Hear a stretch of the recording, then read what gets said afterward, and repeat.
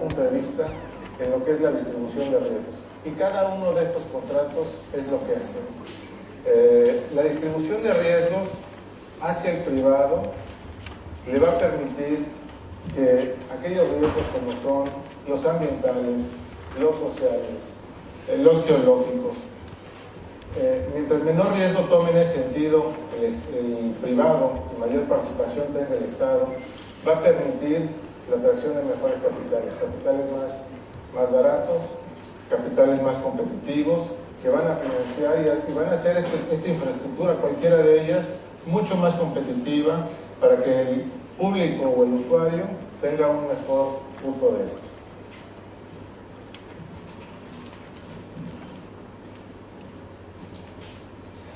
Básicamente hay dos tipos en estas ciudades público-privadas de infraestructura. Aquellas que son nuevas o que les llaman los greenfields, o aquellas que ya son existentes son los brownfields. La diferencia básica entre una y la otra es el riesgo.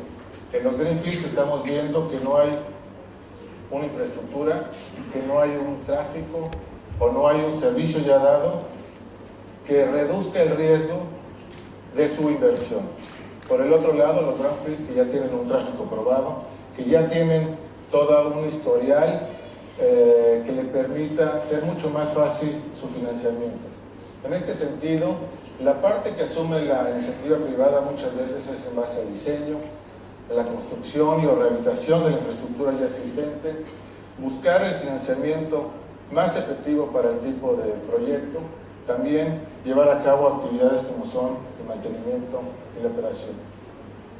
La manera en que el privado es retribuido por la inversión y el financiamiento que está consiguiendo para estos fines es a través de diferentes formas, o ya sea por el tráfico que el usuario está pagando por el uso de esa infraestructura, a través de un pago del gobierno, ya que son aquellos proyectos que por sí mismos no son autofinanciables y que requieren que el gobierno esté haciendo pagos mensuales o trimestrales o anuales. Y lo que las acciones público-privadas ayudan en este tipo de esquemas es a que los gobiernos que normalmente tienen unos presupuestos anuales le permita a esta ley tener presupuestos multianuales, lo cual le va a dar la garantía a las empresas privadas de poder participar en proyectos de largo plazo con una garantía de pago. Y la última es la combinación de ambas, que también ya hay proyectos de estos en los cuales son proyectos tan grandes que algunas partes son autofinanciables y otras partes son financiadas en el largo plazo por el Estado.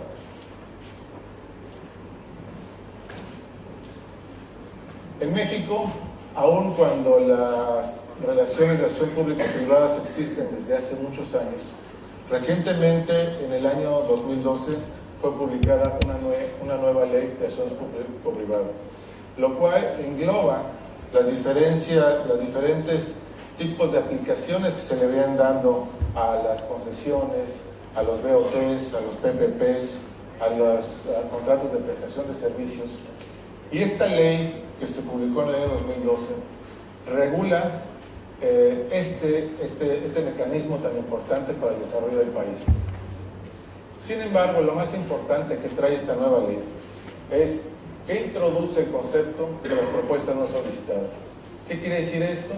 Que a partir de la publicación de esta ley, ya no es el gobierno mexicano el único que está buscando el desarrollo de la infraestructura o de los servicios del país, sino también permite a la iniciativa privada traer propuestas que tengan un sentido de desarrollo para el país. Es decir, que si tiene un sentido hacia el gobierno la analizará, la tomará como propia e invitará a una licitación para poder dar una transparencia hacia el público en general. Una vez hecha la licitación y con los diferentes competidores, aquel que llevó a cabo la propuesta tiene la única ventaja de que si no es seleccionado como ganador, se le retribuyen los gastos de ingeniería o de análisis del proyecto que ha llevado a cabo para su propuesta el gobierno.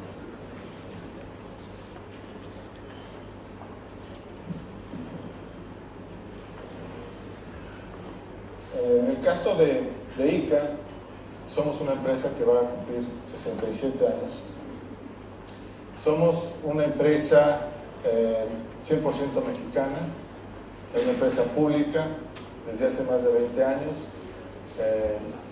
y hemos participado desde entonces en la infraestructura del país.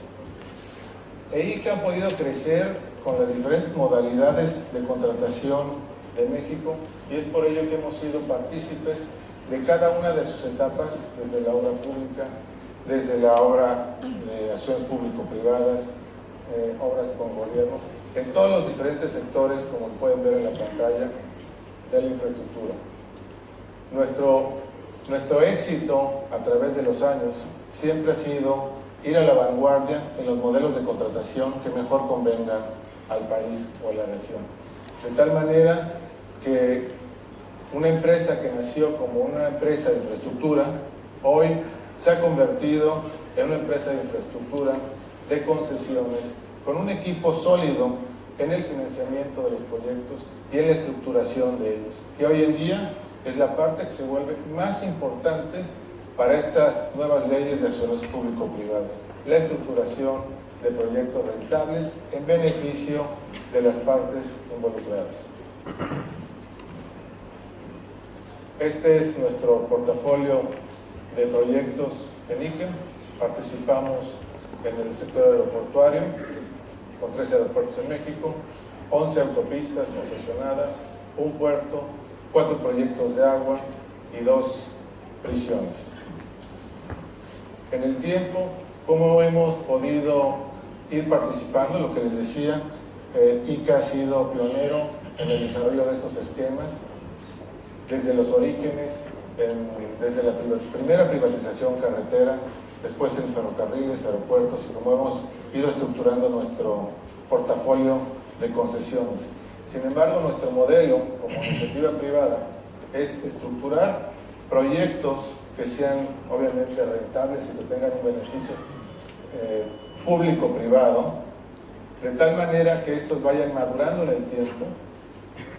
Una vez que estos proyectos son maduros en cuanto a su tráfico, en cuanto a su garantía de pago, en cuanto al beneficio a la sociedad, buscamos una salida para poder capitalizar nuestra inversión y poder continuamente estar participando en los diversos proyectos de acciones público-privadas que se van presentando.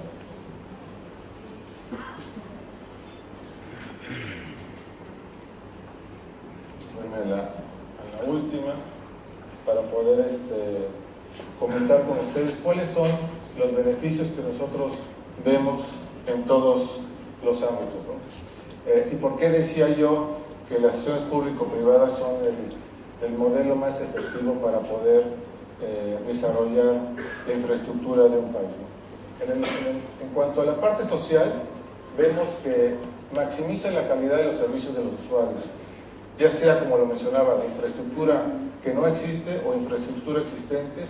La calidad mejora en cuanto a la logística, en cuanto a la oportunidad de poder acceder a nuevos puntos o darle oportunidad a la gente de llegar más rápido, de tener acceso a un mejor comercio. Promueve el crecimiento y el desarrollo de un país. Como lo podemos ver, una carretera no es únicamente un punto que une el punto A con el punto B, sino es todo el desarrollo que lleva hacia una región, cómo incrementa el empleo en la zona y cómo disminuye su pobreza. Y la población puede tener acceso a una infraestructura en un menor plazo. Es decir, con estas alianzas lo que hace es que acelera el país la forma de poder servir la infraestructura de su país. En cuanto al gobierno, mejora el uso de los recursos públicos, como bien lo señalaba, en cuanto al presupuesto, ya que además del presupuesto propio, multiplica con el recurso de los privados y de los bancos, participa en la innovación y eficiencia que traen las empresas locales o extranjeras en beneficio de la infraestructura, y si adecua correctamente los riesgos, atrae a una cantidad importante de jugadores que van a estar continuamente participando en proyectos, ya que va a haber un beneficio común hacia todos. En cuanto a la participación privada, es obvio que va a poder hacer uso de sus recursos humanos y técnicos va a detonar la inversión y promueve todas las iniciativas que el sector privado tiene, y además hace que los activos que tienen en común con el Estado sean mucho más eficientes y mejoren la competitividad tanto de la empresa privada como del Estado. Con esto terminaría la presentación.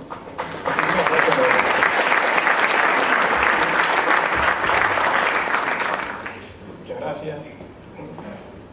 El segundo panelista es Martín Eumeikian, es director de la Corporación América, basada en Argentina. Entonces, lo escuchamos. Muchas gracias. Yo quería brevemente, para tocar el tema de las alianzas público-privadas, en las cuales nuestra empresa participa activamente, sobre todo en el sector aeroportuario. Primero, introducir un poco a Corporación América para quienes no conocen. Somos una compañía de más de 50 años en el sector privado. En estos años hemos pasado por muchas ramas de negocio y hoy estamos en un momento de una importante diversificación de negocios.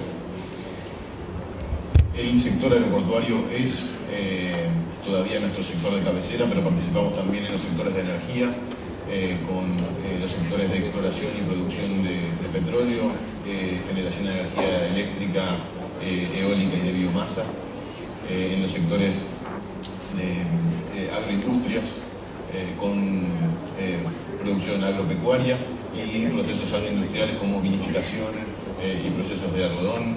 De hecho, nuestro centro de mayor producción agropecuaria está bastante cerca de acá, en las provincias de Formosa y Chaco, en Argentina.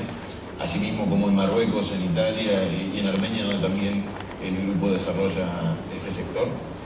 En sectores de infraestructura general, con también concesiones de autopistas y trabajos de construcción en general, tanto pública como privada. Y el sector aeroportuario que, como les decía, fue nuestro nacimiento en las áreas de infraestructura y hoy nos lleva a ser un jugador relevante en este mercado, y con una experiencia que me gustaría compartir con ustedes respecto a 15 años de distintas asociaciones público-privadas o concesiones o distintas acciones en las cuales Corporación América maneja activos que son del Estado en distintas partes del mundo, en nuestro caso en 7 países con distintas experiencias. Para empezar, y ubicándonos un poco en Paraguay, tenemos un país con uno de los índices de población versus pasajeros más bajos de la región, comparado con Chile, que presenta casi números parecidos a los del primer mundo, Brasil en gran crecimiento, Perú en gran crecimiento, Colombia en gran crecimiento, y Paraguay también está en una situación mediterránea que hace muy relevante el sector aeroportuario. Además, dentro del Mercosur está en una situación inmejorable, porque conecta prácticamente a los países del Mercosur, estando en el medio, dando esta calidad de punto de conexión o hub natural para esta área del sur. Y el crecimiento que ha tenido Paraguay en los últimos años, más allá de toda nuestra región en números comparativos, sumado a ser el único país de la región con política de cielos abiertos, que permite básicamente la libertad a operadores aéreos que quieran trabajar en el país, da un contexto para que una receta de éxito para poder generar crecimiento y desarrollo en este sector. ¿Qué es lo que nosotros vemos como clave y más importante en un contrato de infraestructura a largo plazo como es un aeropuerto? Primero, infraestructura a largo plazo implica que un contrato que regula una actividad va a sobrevivir a N gobiernos, con lo cual pasa a ser el contrato y el marco jurídico que regula ese contrato lo más importante para que se dé un éxito a lo largo de distintos gobiernos y distintas gestiones. El marco de seguridad jurídica es fundamental.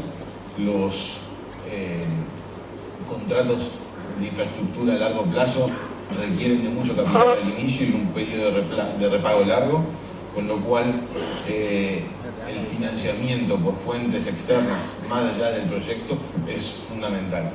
Para eso la seguridad jurídica y un marco regulatorio adecuado son la clave para que se dé el éxito de esto.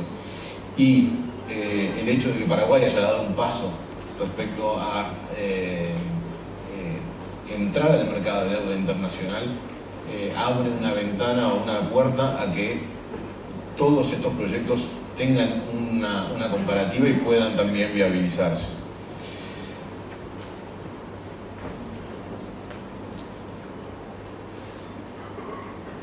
Nosotros vemos que un Estado, y sobre todo en nuestra región, tiene, como cualquier organización, una capacidad de gestión limitada y una capacidad de recursos limitada. Entonces, lo más importante para un Estado es poder generar una priorización de qué es lo más importante y a dónde tienen que estar dirigidos esos pocos recursos con los que los Estados cuentan. Lo que nosotros vemos respecto al área aeroportuaria es que esos recursos normalmente son destinados a las mayores necesidades del pueblo: salud, educación, seguridad social, para lo cual en la entrada de un jugador del sector privado a invertir en un sector dinamizador de la economía como el aeroportuario es fundamental para poder tomar estas prioridades del Estado. Si yo tengo que decir cuál es una máxima respecto al éxito de una asociación público-privada de infraestructura a largo plazo, es el contrato y el marco jurídico. Y eso me gusta resumirlo con la frase de un abogado amigo que trabajaba con nosotros y que lamentablemente falleció, pero nos dejó, para mi gusto, la mejor frase de la infraestructura respecto a estos contratos, que es la necesidad de tener contratos flexibles de cumplimiento rígido versus contratos rígidos de cumplimiento flexible. A largo plazo, si un contrato se torna inviable por la rigidez del mismo, termina el estado de complicidad con el privado violando el contrato para poder hacer viable el proyecto. Y eso quita toda seguridad jurídica y toda posibilidad de llegar a largo plazo con el gobierno. Y en ese sentido, puedo contar solo una historia de tantas historias que más de 25 contratos de asociación pública-privada que nosotros manejamos, que fue nuestra primera experiencia, la experiencia en Argentina. En el año 1998 ganamos la concesión del Sistema Nacional Aeroportuario, 33 aeropuertos que manejaban el 98% del tráfico de pasajeros argentino. ¿Cómo funcionaba? Teníamos aeropuertos que generaban un superávit económico importante, como el aeropuerto de Seiza, Aeroparque, en alguna medida Córdoba, Mendoza, y el resto del país que necesitaba infraestructura, necesitaba capacidad operativa, pero no cumplía con era deficitario económicamente. De esta manera se generaba un subsidio cruzado entre los aeropuertos superavitarios y los deficitarios que armaba un paquete funcional. Sin embargo, el contrato fue hecho de manera muy rígida y pensando que la situación que Argentina tenía en los 90 se iba a perdurar por los 40 años que preveía el contrato. 3 años después, en el año 2001, Argentina sufrió su peor crisis económica seguramente del último siglo, que llevó al país a generar leyes que cambiaban el escenario económico, cambiaban el escenario de tipo de cambio, cambiaban las normas de respeto de las deudas contraídas, y todo eso generó que nada de todos los cambios que había sufrido el país podían reflejarse en ese contrato. La resultante fue una concesión que sobrevivió 10 años sin contrato. Tuvimos la suerte de poder articular un diálogo suficientemente bueno con el gobierno como para que la compañía siguiera funcionando y siguiera haciendo inversiones. Pero en Argentina fue uno de los pocos casos que sobrevivió esa dura época. Y sobrevivió no porque el contrato haya sido bueno, sino por la voluntad de las partes. De hecho, el contrato después de 10 años fue reescrito de una manera totalmente diferente que recoge esas enseñanzas y que lo hace flexible a largo plazo y con cláusulas muy claras respecto de cómo se adecua el contrato respecto a grandes cambios económicos. Pero ese aprendizaje le costó mucho tanto al país como a la concesión. Hoy podemos decir que es un éxito, pero creo que es una historia que tiene muestra claramente la necesidad de la flexibilización, porque nadie puede prever hoy lo que va a pasar en un contrato a tan largo plazo. Algunas otras experiencias que podemos compartir, en donde, por ejemplo, en Perú tenemos un contrato con un grupo de aeropuertos que es naturalmente deficitario, pero que en el tiempo está claro que será superavitario, y de ahí un seguro del gobierno de mínimo de pasajeros y subsidio que permite a la empresa privada invertir sobre eso. Y lo mismo en Galápagos, donde en una asociación público-privada logramos construir un aeropuerto que es el primero del mundo certificado de operación 100% ecológica, y en donde el gobierno también interviene asegurando las condiciones para que la inversión privada pueda darse y dando lugar al gobierno a hacer estas inversiones en otras áreas que son estratégicas para él. No quiero aburrirlos más con distintos ejemplos, pero sí hacer hincapié en la importancia del marco jurídico y de prever un contrato para largo plazo como enseñanza que ha recibido Corporación América en estos años de operación y en esta operación en los distintos lugares del mundo. Muchas gracias. Sí, muchas gracias.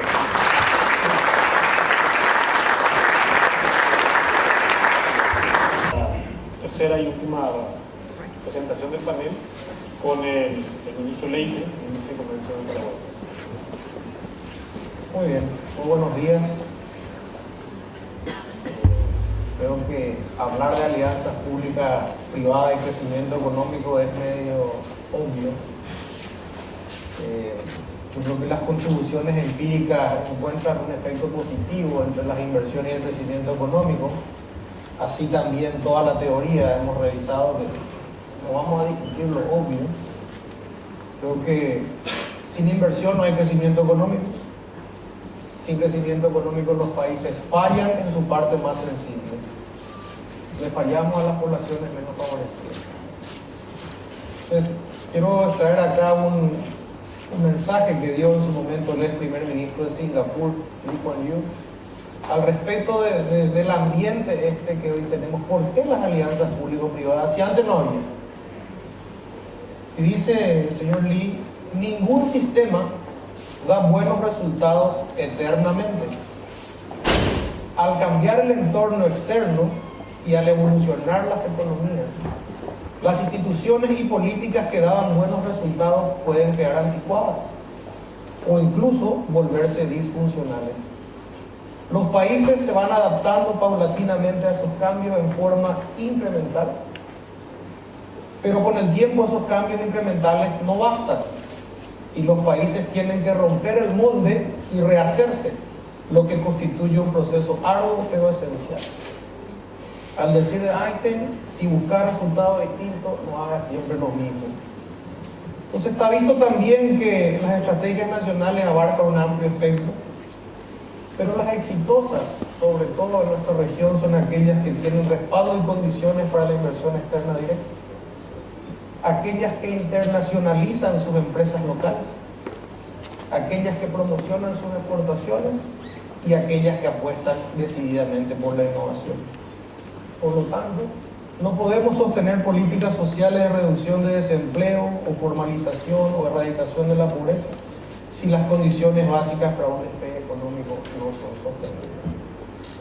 Y en ese marco entendemos que la alianza público-privada es la clave para esa formulación e implementación de estrategias nacionales eficaces. La APP es una herramienta, no nos vamos a engañar acá, no es la panacea, no es el fin. Es una herramienta poderosísima para apuntalar y sostener el crecimiento económico, a la vez de dotar a nuestros países de mayor competitividad. Creo que eso también está muy claro en el foro, no vamos a discutir eso. Sí tenemos claro que, y varios analistas coinciden, que las alianzas público-privadas solo representarán una herramienta eficaz para la estrategia de desarrollo si el Estado colabora estrechamente con el sector privado, pero retiene su autonomía en lo que concierne a salvaguardar el bien común. Alianza es una herramienta de ensamble capaz de aunar los intereses de distintos sectores. Lo que sí quisiera dejar en claro es la posición del gobierno. La alianza pública-privada no es solo para infraestructura. La experiencia internacional es rica en casos de APP, incluso a nivel de planificación estratégica, educación, regulación y también en el campo de la innovación. Paraguay no está exento de esa experiencia. Con nuestras luces y sombras tenemos varios ejemplos de APP que funcionaron y van a seguir funcionando si bien los gobiernos pasaron. Una de ellas es el CONACYT, Consejo Nacional de Ciencias y Tecnología. Otra de ellas es REDIEX. REDIEX es la oficina del Ministerio de Industria y Comercio que promociona exportaciones e inversión, y así tenemos OMTEC, Red de Líderes, Grupo Impulsor. Un tema de especial atención, no obstante, es el desarrollo de un sistema de APP para las obras y servicios, que son claves, por supuesto, para apuntalar la estrategia de crecimiento. En Paraguay ya desarrollamos APP exitosa en el pasado. Todos recordamos que Antelco se alió con una empresa líder de Alemania para instalar más líneas fijas, y esa experiencia salió muy bien. No tenemos por qué tenerle temor a la nueva ola de APP. Pero sí quisiera dejar en claro lo siguiente: la visión del gobierno de ampliar las condiciones de infraestructura del país en un plazo más acelerado, que es lo que nos decía nuestro conferencista de Francia. Los tiempos hoy favorecen a América Latina y tenemos que tener la capacidad de hacerlo más rápido y mejor. En el marco de un decidido y claro enfoque de reasignar los recursos del Estado para generar nuevas y mejores oportunidades a las poblaciones más vulnerables y aumentar las condiciones de empleo digno, llevaron al gobierno a fomentar y promulgar la ley de alianza público-privada, con un amplio respaldo de las fuerzas políticas del país representadas en el Parlamento. Tal como lo expresa su nombre, está una ley de alianza para la prestación de infraestructura, de bienes, de servicios. Acá se habló de los contratos evidentemente son esenciales, y los contratos tienen que embarcarse en la seriedad de un país. Por lo tanto, está por demás reconfirmar que un país como el nuestro, el desarrollo de un sistema de comunicaciones y logística eficiente es crucial. No tenemos costa de mar, pero sí tenemos una ubicación central. El presidente Carter nos habló de la visión de Paraguay, del Paraguay viejo que veía su posición mediterránea como una maldición, y del Paraguay nuevo que nosotros vemos: esto es lo que tenemos, esto es lo que la historia nos asignó, esto es lo que Dios nos dio y tenemos que hacer lo mejor de lo que tenemos. Estamos decididos a que Paraguay sea el centro de América del Sur, y que los negocios y los comercios y los transportes y las vías eficientes pasen por Paraguay. Creemos que el Paraguay hoy goza de la confianza interna y externa para acompañar este proceso.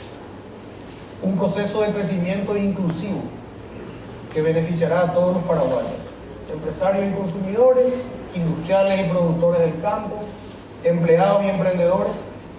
Todos deseamos mejores vidas y mejores condiciones de vida. La APP es una gran herramienta, pero no es la única para hacer este proceso sostenible. La experiencia mundial y regional confirma los éxitos del modelo. Sin embargo, le decía hoy a nuestro amigo de México que a veces los países que llegamos tarde a este proceso tenemos la gran ventaja de aprender de los errores y sobre todo de capitalizar las cosas que salieron bien en la región y en el mundo. Señores, llegó la hora de Paraguay. Paraguay es un país que quiere ser serio y quiere ser simple. Nos decía también nuestro conferencista francés, un esquema fiscal simple. Paraguay es 10, 10, 10. Lo ha dicho el presidente Carter en campaña y lo que estamos haciendo es ajustar la economía a esas reglas políticas que tenemos bien claras. Paraguay internacionalmente integrado. Evidentemente la APP nos va a dar la herramienta para integrarnos internacionalmente más rápido y mejor. Paraguay incluyente y solidario que abre sus puertas al mundo para crecer juntos, para generar mejores días para todos. El presidente Carter siempre dice, para todos aquellos que quieren venir a invertir a Paraguay, tenemos los brazos abiertos, tenemos la alfombra roja y tenemos una sola cosa, que todos cumplan la ley. Así que bienvenidos, gracias por poner este panel en el radar. Creo que este tipo de eventos hacen que ese Paraguay que quiere ser más internacional se ponga de pie. Creo que tenemos muchas historias para contar positivas. Creo que la venida de los empresarios y los políticos de la OEA es muy importante para nosotros. Les agradecemos por la atención y estoy seguro que le vamos a sacar mucho más jugo a estos señores que a estos humildes servidores. Muchas gracias.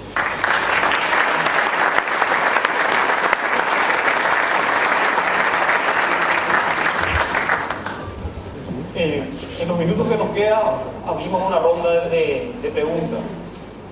Paraguay es el único de los países que tiene sus energías limpias, más del 80% de América Latina y el Caribe.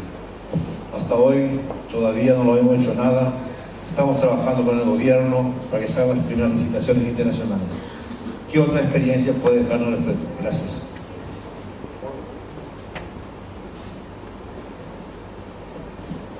Vamos a tomar 3 preguntas y después hacemos la...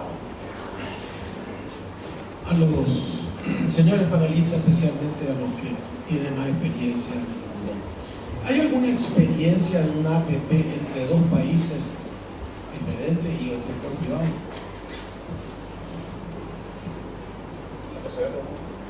Buenos días, Carmen Velázquez de Venezuela. Una pregunta, es muy interesante toda desde la mañana hemos estado escuchando toda la importancia de la alianza pública y privada. La consideramos muy importante. Me gustaría escuchar un poco también cómo están mirando dentro del tema de las inversiones el asunto referido a la responsabilidad social, porque muchos de los problemas que hemos encontrado en nuestros países, o por lo menos en el pasado, y tenemos esperanza de que haya un cambio, es que teníamos un sector privado muy productivo, con unos ingresos muy importantes, pero con unas poblaciones aledañas muy pobres. Entonces, esto es un concepto que es significativo para nuestros países, que tengamos inversión, pero una inversión dirigida efectivamente a lograr, como muchos de ustedes han dicho, el bienestar social, la inclusión social y la equidad. Entonces, sí me gustaría escuchar cómo están mirando el tema de la responsabilidad social en términos de invertir también para mejorar la calidad de vida de las poblaciones, especialmente de esas poblaciones que están cerca de las empresas. Gracias. Muy bien, muchas gracias.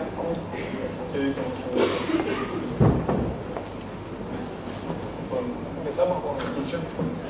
Con respecto a la pregunta que me haces, yo creo que la parte de la energía en México es en cuanto a lo que se ha rezagado más, y recientemente el presidente Peña Nieto ha pasado la nueva ley energética, ¿no? Durante este mes de junio se va a estar discutiendo y espero aprobando su reglamento, lo que va a permitir incursionar a la iniciativa privada en el sector energético y petrolero. Dos de las principales, la empresa Pemex y la empresa Comisión Federal de Electricidad, que son empresas estatales, han sido siempre monopólicas y las principales inversoras de la infraestructura del país, viendo la necesidad, como se ha hecho en el pasado en materia de aeropuertos, ferrocarriles, puertos, es que le llegó a la parte de la energía, viendo esa necesidad, como ustedes están viendo aquí en Paraguay, donde cuenta México con una cantidad infinita de recursos naturales, hídricos, eólicos, marítimos, petroleros, gas, que son fuente muy rica para poder que los mexicanos cuenten con una energía mucho más competitiva y económica, ¿no? Y es por ello que la decisión del presidente al abrir este nuevo esquema de la ley de energía va a hacer posible que la iniciativa privada se asocie con las iniciativas del gobierno para poder invertir en el sector. ¿Qué quiere decir ese poder invertir en el sector? Que la iniciativa privada va a tomar ciertos riesgos que hoy no está tomando el Estado, pero a su vez va a tomar ciertos beneficios que hoy no está desarrollando, teniendo la sociedad en su conjunto, ¿no? Una vez que se definan todas estas reglas que todavía no han sido pasadas, yo creo que México verá en los próximos 5 a 10 años una competitividad mucho mejor en el sector energético. A la fecha, en cuanto a lo que son las energías limpias, lo único que se tiene son beneficios de autoconsumo, es decir, que si uno desarrolla energía solar, energía eólica, únicamente tiene beneficios de autoconsumo o incentivos en cuanto a préstamos o créditos blandos, ¿no? Yo creo que ya con la reforma energética daremos el siguiente paso.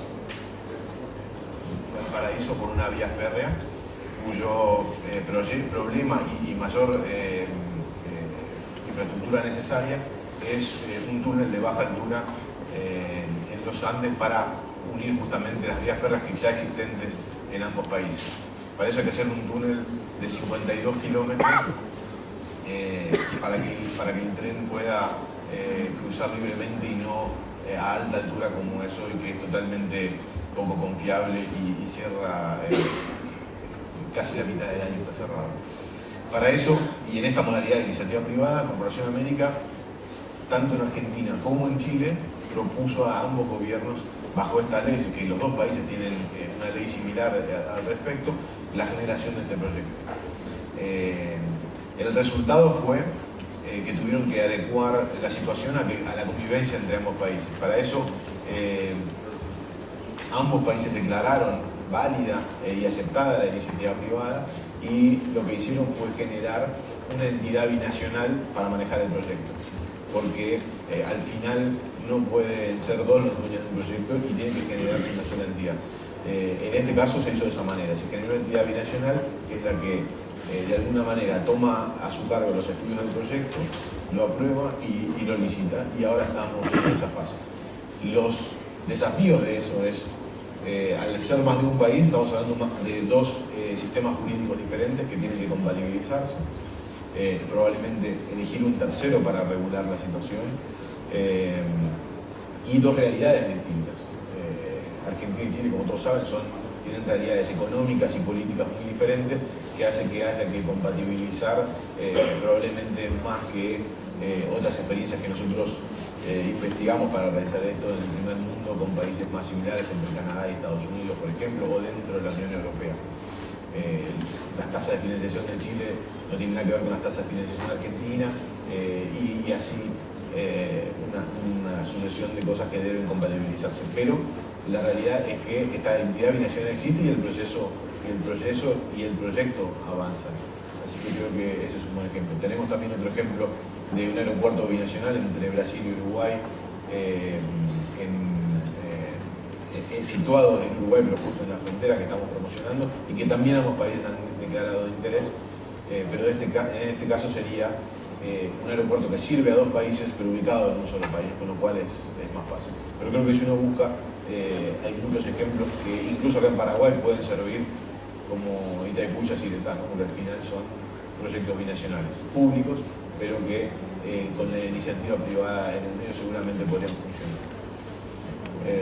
Y respecto a la responsabilidad social, creo que hoy no hay ningún empresario que no entienda la importancia del rol social de la empresa respecto a su comunidad.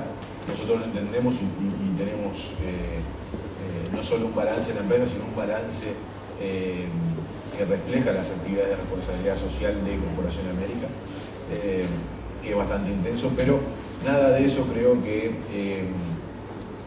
reemplaza los roles de cada uno. Yo creo que si tenemos una empresa eficiente y un Estado eficiente, el estado de bienestar se genera prácticamente solo por un círculo virtuoso. Si el empresario es eficiente, da trabajo y a su vez, como en el caso de las APP, saca del Estado la necesidad de poner capital en cosas que no son esenciales para la gente, pero sí para el país, y el Estado se ocupa de la gente y el sector privado puede ocuparse de otras formas de dinamizar la economía, creo que eso solo da más lugar al Estado a focalizar en las políticas sociales y permite que los empresarios desarrollen su actividad eficientemente, y ese círculo virtuoso solo desarrolla el país y desarrolla todas las comunidades, no solo las aledañas a un emprendimiento.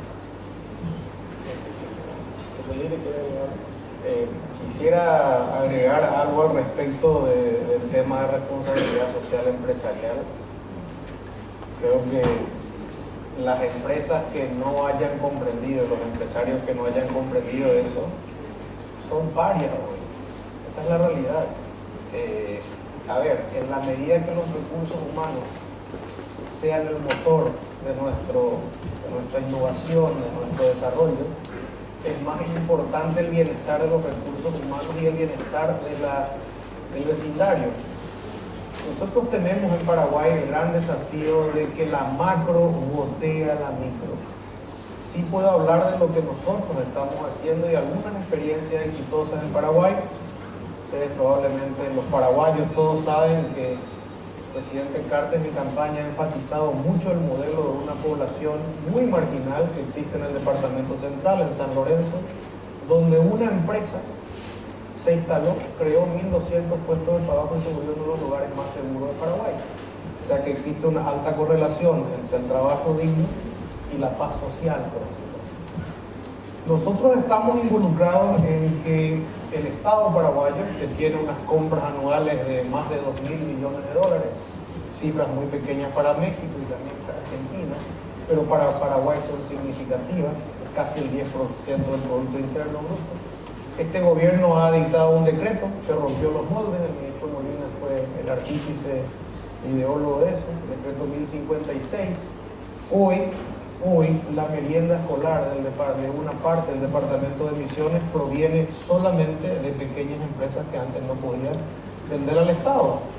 Hoy, con la viceministra Méndez, que está acá, hace 15 días fuimos a Carapeguá a cerciorarnos de un nuevo modelo por el cual las artesanas de Carapeguá directamente le van a vender frazadas a los institutos penales.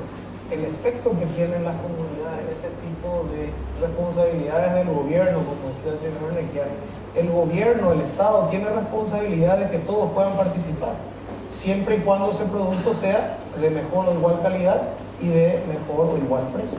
Entonces en eso estamos involucrados. Yo creo que por lo que vi, viajo mucho en este rol, vi que Brasil, Argentina, México, Paraguay también, es muy difícil que una empresa sin un programa serio de responsabilidad social empresarial obtenga el rédito social, obtenga el reconocimiento social que hoy es fundamental, así como el tema medio ambiente que no hemos hablado. Pero hoy una empresa que no tenga una conciencia ambiental probablemente está destinada al fracaso, ¿no? El mundo hoy cambió tanto que ya esos temas como que son no discutibles. Los gringos dicen no-brainer, pero eso es lo que hay hoy. Y en Paraguay, para mucha satisfacción, estamos viendo que las empresas paraguayas también se están ayornando. En algunos casos he visto empresas paraguayas que podrían ser modelos en otros países en el caso de responsabilidad social empresarial. Por lo tanto, es un tema casi, diría yo, automático, necesario para el éxito de las empresas, y me parece que eso es bueno. Usted me cuente más o menos cómo el beneficio social de la alianza público-privada.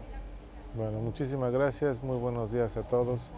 En cuanto a lo que son las acciones público-privadas y lo que he podido comentar en el panel, Creemos, estoy convencido de que las acciones público-privadas es el mecanismo más eficiente para poder incrementar la competitividad y productividad de un país, dado que el país puede utilizar sus recursos en el bienestar social y en conjunto con la iniciativa privada encargarse del desarrollo de la infraestructura. Sí, dígame. ¿Cómo se ve beneficiado un habitante de Iquique, en un caso especial, o la región de Arauca, la región de Antofagasta, al crearse una alianza público-privada para terminar carreteras que van a unir el Atlántico con el Pacífico? Muy importante porque Mato Grosso do Sul, Mato Grosso tienen la aportación más grande de soya, más grande de producto a granel. Y si llegan al Pacífico se ahorran mucha plata en el sentido de la unión carretera, y se ahorran kilometraje para llegar a China, que es la potencia mundial y que es la que está ocupando los productos alimenticios. Yo creo que cualquier desarrollo de infraestructura beneficia a su población. Siempre hay que buscar en el equilibrio de las partes, en la iniciativa privada, en la iniciativa pública y en el usuario. Y el objetivo común debe ser el usuario. Yo creo que cualquier infraestructura que mejore la productividad, la conectividad y por ende la economía va a beneficiar al poblador, porque va a tener un mejor tipo de trabajo, una mejor manera de comercializar su producto, una manera más rápida de llegar a su trabajo, y por ende Chile en su concepto puede tener una mejor salida hacia el Pacífico y conectividad con el centro, no solamente de Chile, sino del continente sudamericano. Hoy día el presidente paraguayo, Horacio Cartes, y también el experto francés que vino hoy día muy temprano, dicen que es el momento de hacer una integración regional.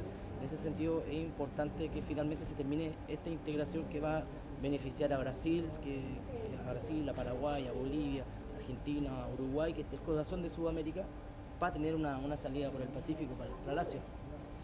Yo creo que hoy que estamos viendo a nivel geográfico un movimiento muy importante. Por un lado, lo que son la Alianza del Pacífico con México, Colombia, Perú y Chile, y por el otro lado el Mercosur. Y próximamente yo creo que vamos a estar viendo cómo estos dos sectores geográficos del continente se van a ir integrando por el beneficio de buscar un bienestar común, que es la integración, digamos, de la salida del Atlántico con la del Pacífico, ¿no? Por lo pronto yo creo que la Alianza del Pacífico va a ser muy exitosa porque va a poder integrar a estos 4 países y seguramente en un futuro a más, como es el caso de Panamá y Costa Rica, y va a permitir un intercambio de profesionales, un intercambio de maquinaria, un intercambio de capitales, sin restricciones, sin impuestos, lo que va a hacer que las empresas de cualquiera de estos países pueda ser mucho más eficiente para el bienestar social, ¿no? Que es lo que se busca al final del día. Usted tiene mucho que ver en el tema de la infraestructura, de los negocios, etcétera. ¿Qué es atractivo que un puerto de Iquique tenga una licitación internacional? ¿Qué sabe de Iquique también, qué sabe del puerto, qué sabe de esta alianza económica también que hay con Bolivia, con Paraguay?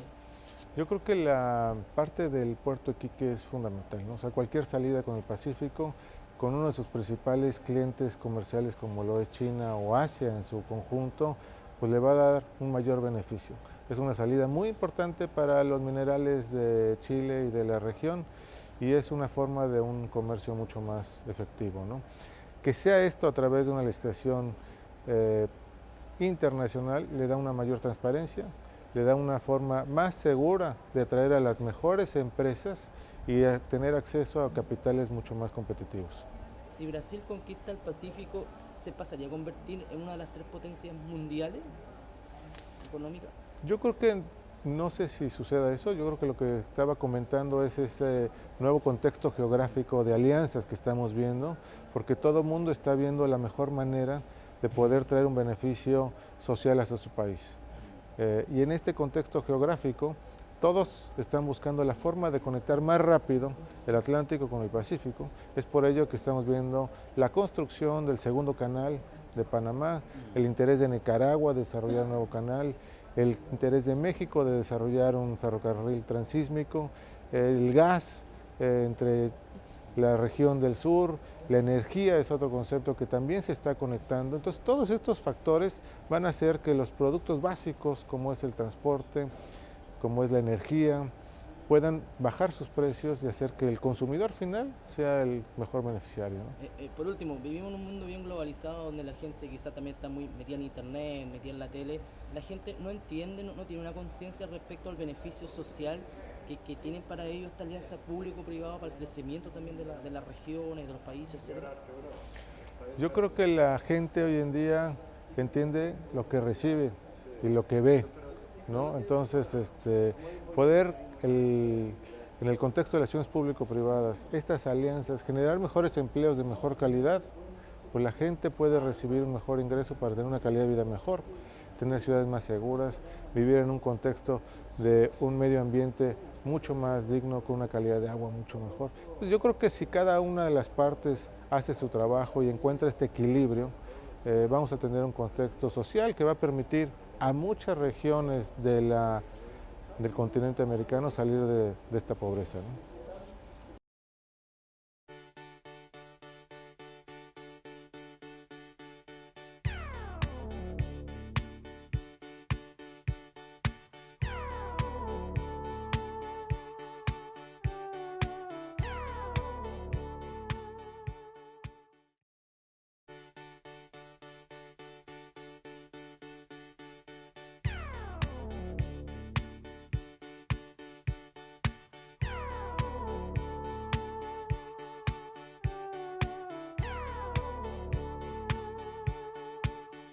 Punto de vista en lo que es la distribución de riesgos.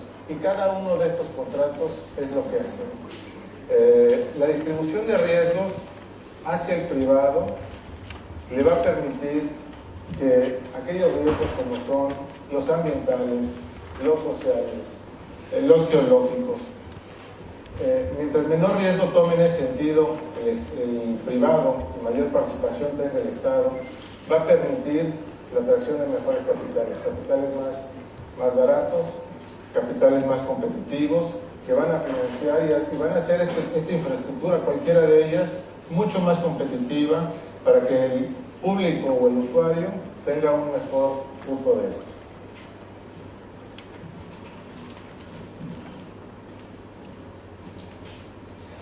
Básicamente hay dos tipos en estas ciudades público-privadas de infraestructura. Aquellas que son nuevas o que les llaman los greenfields, o aquellas que ya son existentes son los brownfields. La diferencia básica entre una y la otra es el riesgo. En los greenfields estamos viendo que no hay una infraestructura, que no hay un tráfico o no hay un servicio ya dado que reduzca el riesgo de su inversión. Por el otro lado, los brownfields que ya tienen un tráfico probado, que ya tienen todo un historial que le permita hacer mucho más fácil su financiamiento. En este sentido, la parte que asume la iniciativa privada muchas veces es en base a diseño, a la construcción y o rehabilitación de la infraestructura ya existente, buscar el financiamiento más efectivo para el tipo de proyecto, también llevar a cabo actividades como son el mantenimiento y la operación. La manera en que el privado es retribuido por la inversión y el financiamiento que está consiguiendo para estos fines es a través de diferentes formas, o ya sea por el tráfico que el usuario está pagando por el uso de esa infraestructura, a través de un pago del gobierno, ya que son aquellos proyectos que por sí mismos no son autofinanciables y que requieren que el gobierno esté haciendo pagos mensuales o trimestrales o anuales. Y lo que las acciones público-privadas ayudan en este tipo de esquemas es a que los gobiernos que normalmente tienen unos presupuestos anuales le permita a esta ley tener presupuestos multianuales, lo cual le va a dar la garantía a las empresas privadas de poder participar en proyectos de largo plazo con una garantía de pago. Y la última es la combinación de ambas, que también ya hay proyectos de estos en los cuales son proyectos tan grandes que algunas partes son autofinanciables y otras partes son financiadas en el largo plazo por el Estado.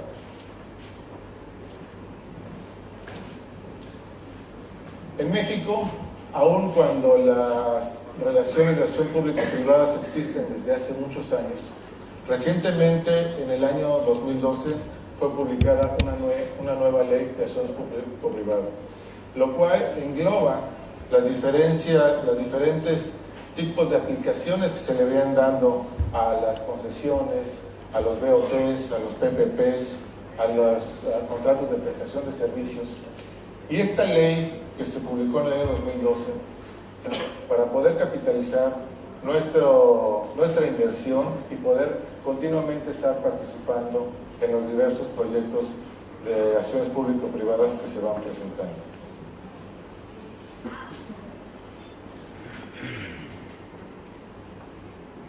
A la última, para poder comentar con ustedes cuáles son los beneficios que nosotros vemos en todos los ámbitos, ¿no? Y por qué decía yo que las acciones público-privadas son el modelo más efectivo para poder desarrollar la infraestructura de un país, ¿no? En cuanto a la parte social, vemos que maximiza la calidad de los servicios de los usuarios, ya sea, como lo mencionaba, de infraestructura que no existe o infraestructura existente. La calidad mejora en cuanto a la logística, en cuanto a la oportunidad de poder acceder a nuevos puntos o darle oportunidad a la gente de llegar más rápido, de tener acceso a un mejor comercio. Promueve el crecimiento y el desarrollo del país. Como lo podemos ver, una carretera no es únicamente un punto que une el punto A con el punto B, sino es todo el desarrollo que lleva hacia una región, cómo incrementa el empleo en la zona y cómo disminuye su pobreza. Y la población puede tener acceso a una infraestructura en un menor plazo. Es decir, con estas alianzas lo que hace es que acelera el país la forma de poder servir la infraestructura de su país. En cuanto al gobierno, mejora el uso de los recursos públicos, como bien lo señalaba, en cuanto al presupuesto, ya que además del presupuesto propio, multiplica con el recurso de los privados y de los bancos, participa en la innovación y en diferentes sectores, como pueden ver en la pantalla, de la infraestructura. Nuestro éxito a través de los años siempre ha sido ir a la vanguardia en los modelos de contratación que mejor convengan al país o a la región. De tal manera que una empresa que nació como una empresa de infraestructura, hoy se ha convertido en una empresa de infraestructura, de concesiones, con un equipo sólido en el financiamiento de los proyectos y en la estructuración de ellos, que hoy en día es la parte que se vuelve más importante para estas nuevas leyes de acciones público-privadas, la estructuración de proyectos rentables en beneficio de las partes involucradas. Este es nuestro portafolio de proyectos en ICEM. Participamos en el sector aeroportuario, con 13 aeropuertos en México, 11 autopistas concesionadas, un puerto, 4 proyectos de agua y 2 prisiones. En el tiempo, ¿cómo hemos podido ir participando? Lo que les decía, ICA ha sido pionero en el desarrollo de estos esquemas, desde los orígenes, desde la primera privatización carretera, después en ferrocarriles, aeropuertos, y como hemos ido estructurando nuestro portafolio de concesiones. Sin embargo, nuestro modelo como iniciativa privada es estructurar proyectos que sean obviamente rentables y que tengan un beneficio público-privado, de tal manera que estos vayan madurando en el tiempo. Una vez que estos proyectos son maduros en cuanto a su tráfico, en cuanto a su garantía de pago, en cuanto al beneficio a la sociedad, buscamos una salida. Regula este mecanismo tan importante para el desarrollo del país. Sin embargo, lo más importante que trae esta nueva ley es que introduce el concepto de las propuestas no solicitadas. ¿Qué quiere decir esto? Que a partir de la publicación de esta ley, ya no es el gobierno mexicano el único que está buscando el desarrollo de la infraestructura o de los servicios del país, sino también permite a la iniciativa privada traer propuestas que tengan un sentido de desarrollo para el país. Es decir, que si tiene un sentido hacia el gobierno la analizará, la tomará como propia e invitará a una licitación para poder dar una transparencia hacia el público en general. Una vez hecha la licitación y con los diferentes competidores, aquel que llevó a cabo la propuesta tiene la única ventaja de que si no es seleccionado como ganador, se le retribuyen los gastos de ingeniería o de análisis del proyecto que ha llevado a cabo para su propuesta al gobierno.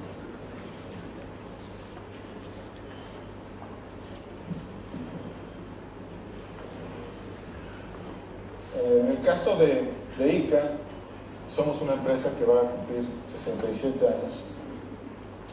Somos una empresa 100% mexicana, es una empresa pública desde hace más de 20 años